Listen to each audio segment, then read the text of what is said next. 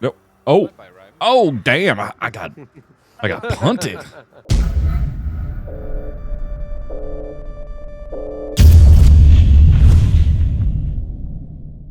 Hello, Internet Magic Man here from MMOBomb.com, bringing you another gameplay action video, the show where we take a look at games in early development or in early testing and give you a little sneak peek ahead of really getting your hands on the game. And today, we're looking at an early preview of Fellowship, developed by the team at Chief Rebel and published by Arc Games. Now, before I get started, I do need to point out that all the footage you're going to see here of Fellowship today is from a beta build of the game, so obviously expect improvements and possibly changes to systems by the time the game actually reaches a full release.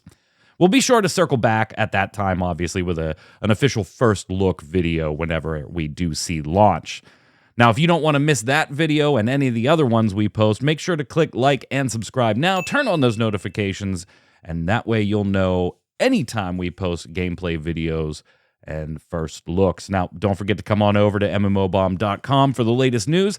Hit up our individual game pages and leave your reviews on games for all of your fellow gamers. Now, last week, I actually had the opportunity to sit down with Chief Rebel's CEO Axel Lindberg, Breton and Hamish, design director and community director, respectively, and Andre, Fellowship's art director, and get a look at what they call a moda, M-O-D-A, a multiplayer online dungeon adventure. Now, as much as I'm personally interested in what Chief Rebel has cooking here, I hope to God that term never catches on, but I also can't say that it's really all that far off the mark for reasons you'll see here shortly.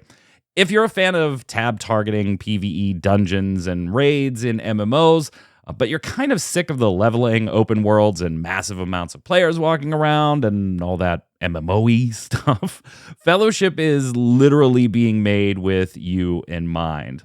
If you just want to find a quick 15-20 minute jaunt through a dungeon, taking on a few bosses, or you're looking for some more difficult ranked play and moving progressively through more complex and challenging dungeons, Fellowship plans to actually offer both of those.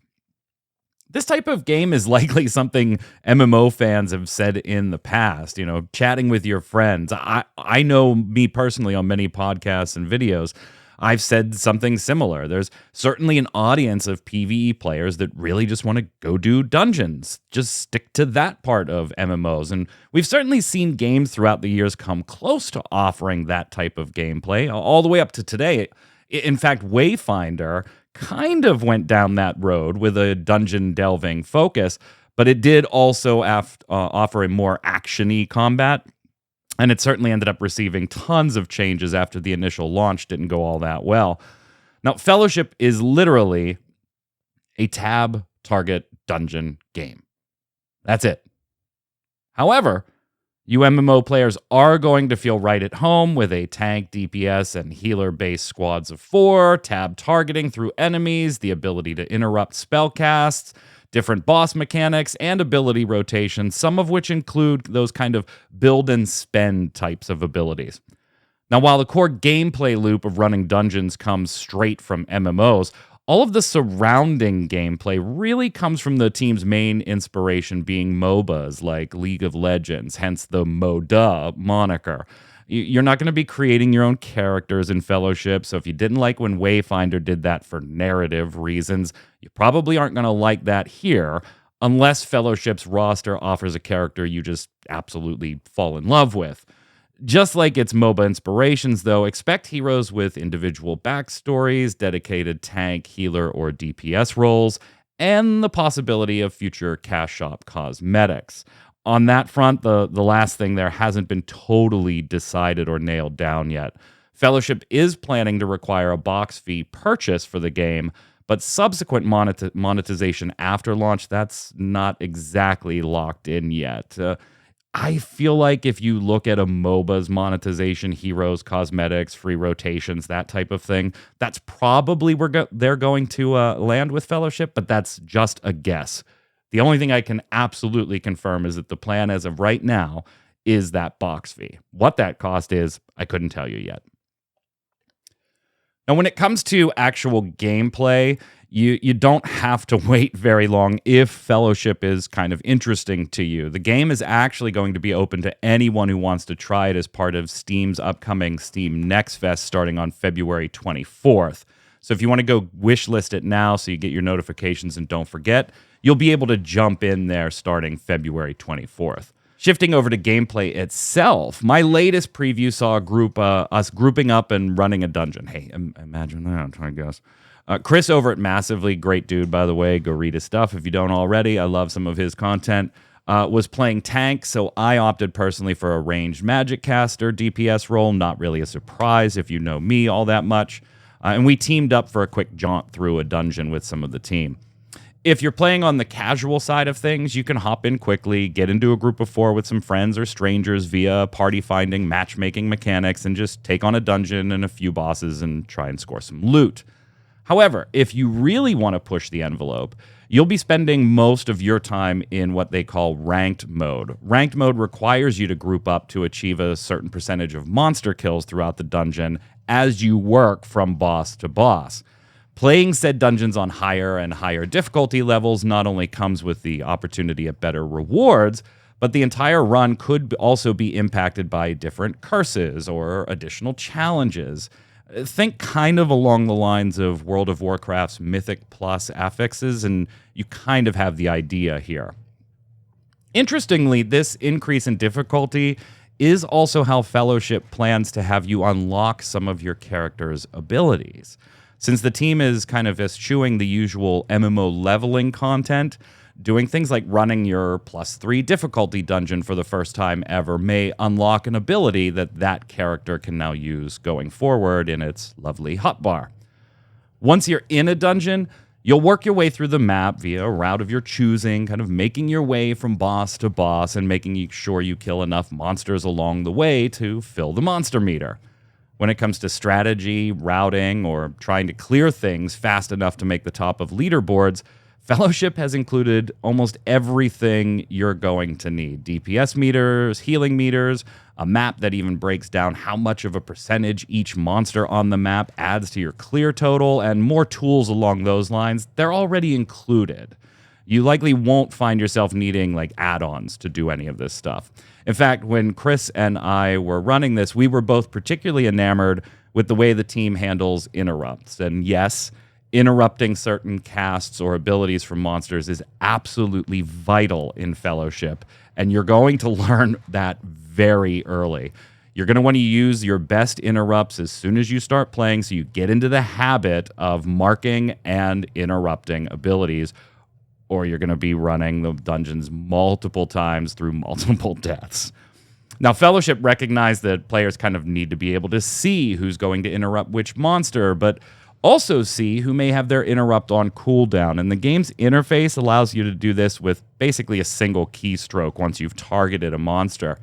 You can mark a monster with your player's character icon, and then your interrupt, when it's on cooldown, there's a little timer that displays over said icon, so all players can see who's interrupting what target, and if the interrupt is on cooldown. Now, I've seen similar features in other MMOs via add-ons, but honestly, this is like the first time I've seen such a smooth interface built right into the game. I'm not saying it's the first time it's ever been done. I'm sure in the comments you can let me know about a game. It's just slipping my mind at the moment.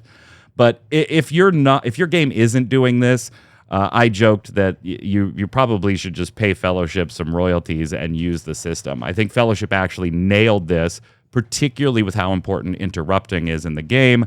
And I don't see many other MMOs doing it quite so well without the benefit of add-ons. Now, even in your early gameplay, boss mechanics are seemingly well thought out and interesting. Like in our first boss encounter, we kind of found ourselves being blasted to the back of an end of a haunted pirate ship. And after that happened, we had to make our way back into the boss fight without getting hit by ghosts and cannon blasts across the decks of the ship. A later boss fight actually saw Chris get to kind of take a break from tanking, and instead he had to bat a ball around the room with his abilities to collect treasures appearing on the floor. At various points in the fight, the ball would be thrown at the boss, which would open up a window for massive damage while the boss was stunned. Now, on that regards, the fight is a total DPS check for the party. Can you DPS the boss down before the healing becomes unable to be healed? But it was basically a mini game for the tank for large portions of the fight. So it was a neat back and forth. Neat mechanics, by the way, and interactions aren't limited to just bosses, though. Even trash mobs in lower difficulty content can provide opportunities to be a little creative for the team. One example we came across in the footage you're seeing was that an AoE around one particular monster increased the damage we took, but also gave us haste and it stacked. But that also meant we were taking more damage while we were moving faster. We're able to actually pull the surrounding monsters into that same AoE and give them the same haste/damage combination and burn them down quickly while they were taking increased damage, but our healer had to pump out the heals because they were doing more damage in it with their haste buff back. Now, don't worry about your teammates, by the way, lagging behind you. As I'm sure you're watching this footage, we all kind of stayed together, hit the campfires together, and the game actually encourages you to do that through a pretty simple method. There's no looting. You don't loot in the dungeon. You get all of your loot at your stronghold, kind of your social hub area for setting up your next queue, once the run is over.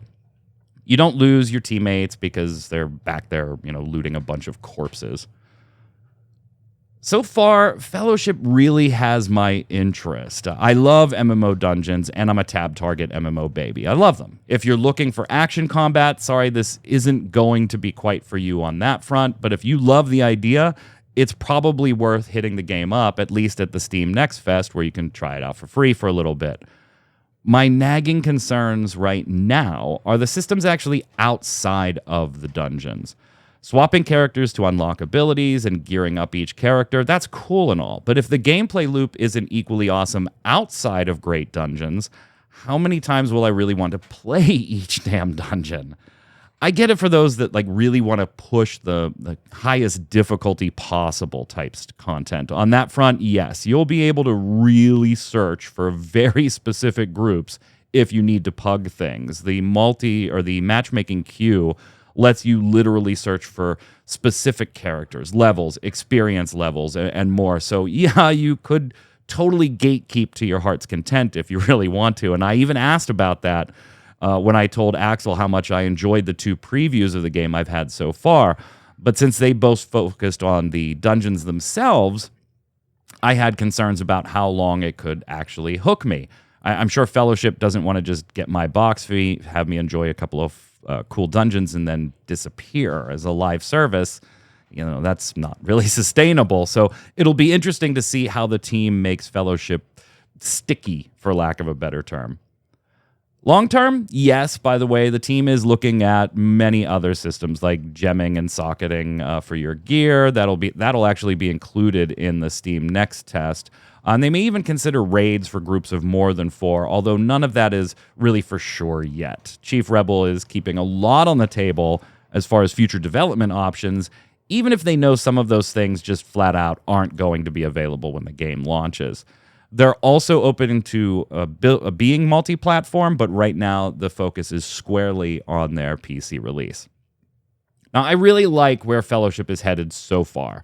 Both previews were very fun from a dungeon standpoint, and the second test had a very much improved visual aesthetic to it. So I'm eager to see where things go. They have me watching, but will they keep me watching and then keep me playing?